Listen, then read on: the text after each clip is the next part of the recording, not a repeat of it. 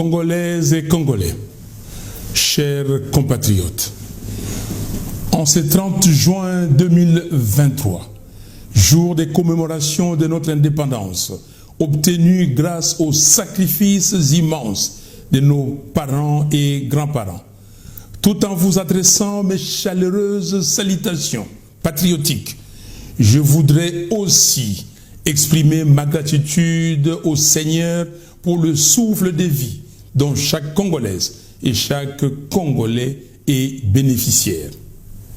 J'ai une pensée particulière pour les compatriotes qui ont perdu la vie du fait des violences qui sévissent actuellement dans plusieurs parties du pays, et pour ceux et celles qui garderont longtemps les stigmates de ces barbaries.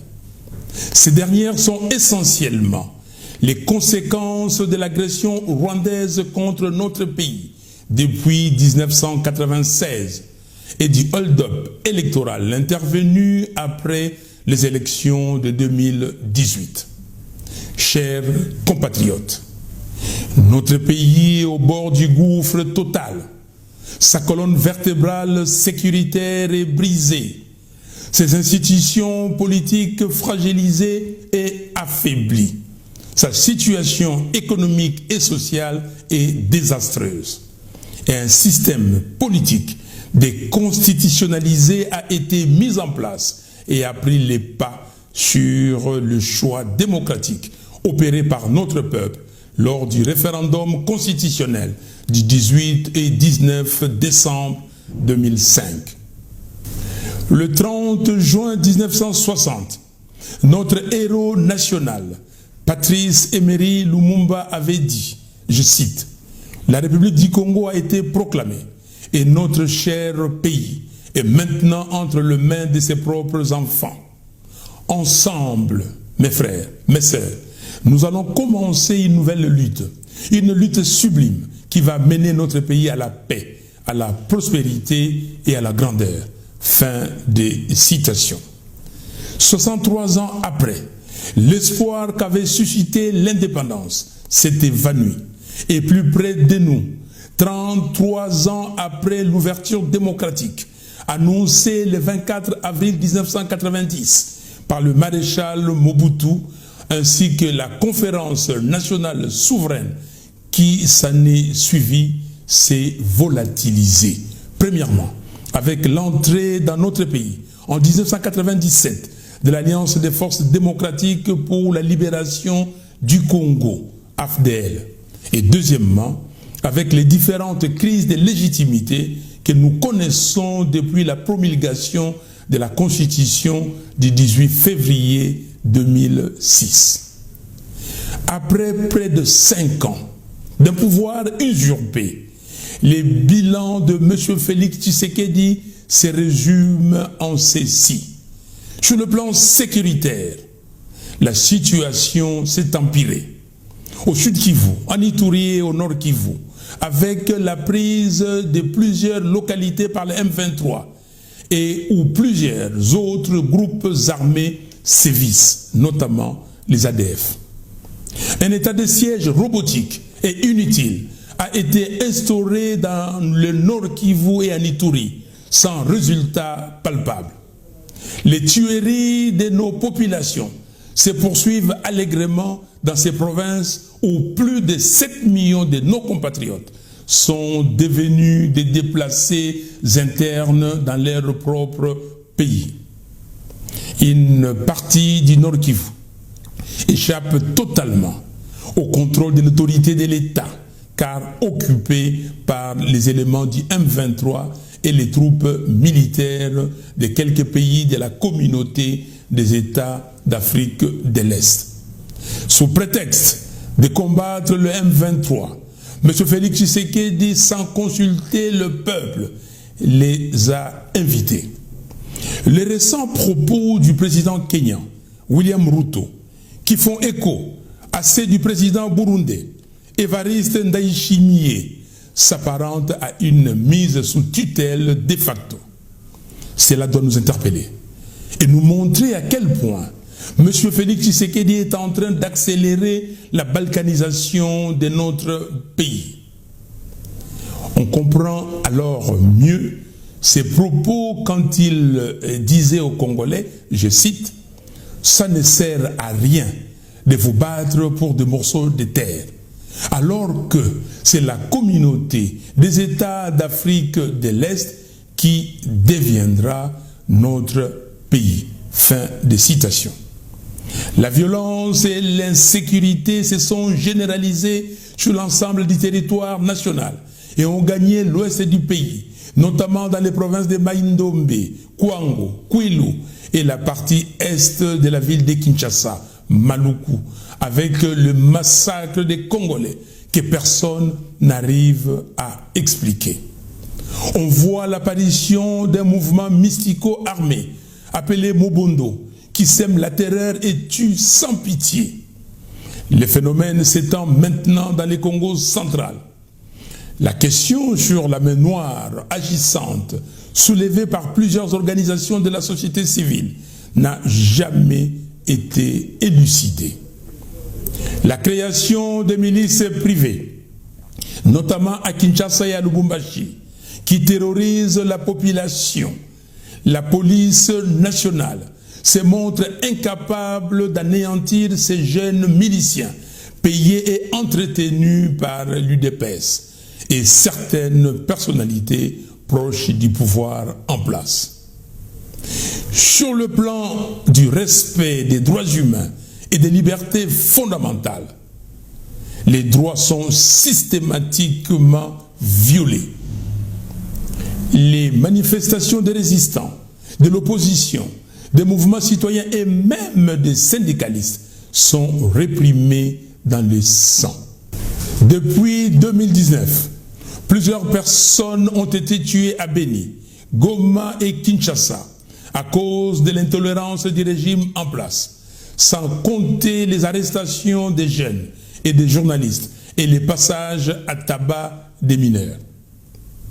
Sur le plan économique et social, la situation est devenue intenable. Le franc congolais a perdu 47% de sa valeur depuis que M. Tshisekedi a usurpé le pouvoir du peuple. Les prix des denrées alimentaires de première nécessité ont augmenté de plus de 50%, faisant perdre à la population son pouvoir d'achat. Aucun nouvel investisseur sérieux depuis près de 5 ans, à cause du climat des affaires exécrable. L'exode rural s'est sensiblement accru. Les jeunes désertent les villages et les capitales des provinces pour s'installer dans les grandes villes comme Kinshasa, Lubumbashi, Kolwezi, Matadi et Kikwit. Sur le plan de la gouvernance, la corruption bat son plein et les détournements des deniers publics sont érigés en système de gouvernance. Les cas les plus emblématiques sont liés aux 15 millions de dollars de pétroliers et aux 57 millions de dollars libérés pour les maisons préfabriquées. L'escroquerie à ciel ouvert de plus de 300 millions de dollars de la taxe RAM non élucidée à ce jour, mais que les consommateurs de la téléphonie mobile continuent de payer sous une autre forme. Kolwezi, dans la province de Lualaba, abrite tous les mafieux, y compris ceux de la famille des usurpateurs, pour se remplir les poches. La gratuité de l'enseignement est un échec patent.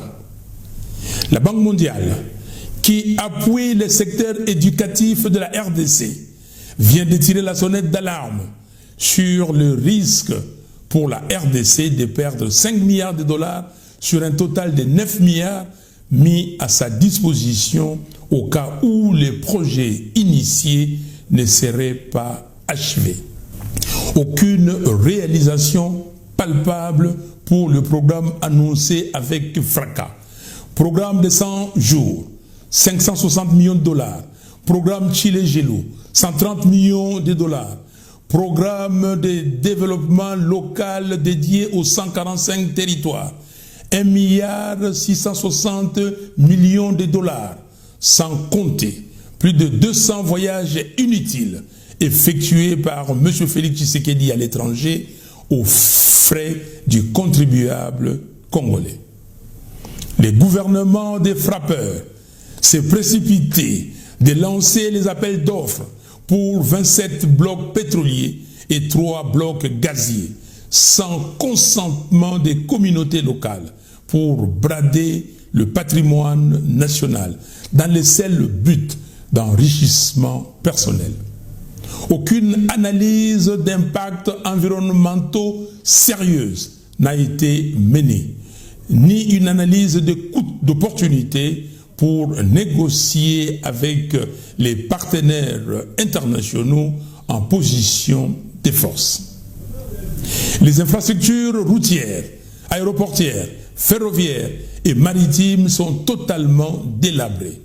Les routes de recettes agricoles sont quasi inexistantes. Aucune infrastructure de grande envergure n'a été érigée durant les quinquennats. Rien que des promesses. Sur le plan politique, le pouvoir de M. Félix Tshisekedi s'est distingué par les violations graves de la Constitution et des lois de la République, et même par la tentative de création d'un parti unique, l'Union sacrée de la nation.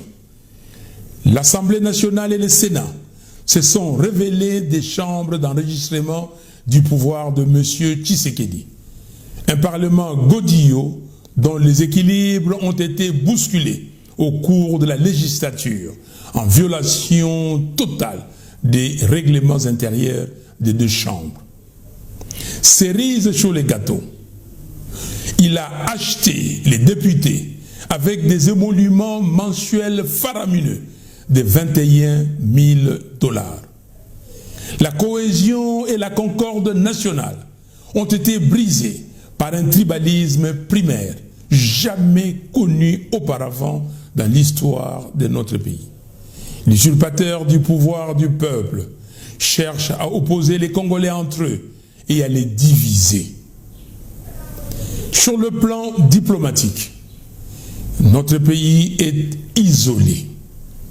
Malgré les évidences apportées par les experts de l'ONU, à maintes reprises, sur la présence des militaires rwandais en RDC et le soutien du M23 par le président rwandais, aucun pays africain n'a condamné le Rwanda et aucun pays du monde n'a sanctionné le Rwanda. Le gouvernement est incapable de rompre les relations diplomatiques avec le Rwanda, de fermer nos frontières avec ces pays et de faire adopter au Conseil de sécurité de l'ONU une résolution reconnaissant et condamnant l'agression rwandaise. En définitive, le gouvernement de M. Félix Tshisekedi est totalement absent lorsqu'il s'agit de répondre aux aspirations et attentes des Congolais. Le peuple congolais mérite mieux. En réalité, M. Tshisekedi a fait de notre pays un non-État. Il l'a appauvri et le fait piller par tout celui qui veut. Il a livré le pays au Rwanda et à l'EAC. Il a eu 4 ans pour organiser les Jeux de la francophonie. Mais on constate qu'à 4 semaines du début des Jeux, les infrastructures ne sont pas prêtes, ce qui traduit son incompétence. Mes chers compatriotes, c'est dans cet environnement, avec un bilan aussi catastrophique, que M. Félix Tshisekedi, sans scrupule, veut tenter de voler un deuxième mandat grâce à un dispositif de fraude qu'il a mis en place. Car toutes les structures qui interviennent dans les circuits des opérations électorales sont tribalisées et dirigées par ses affidés.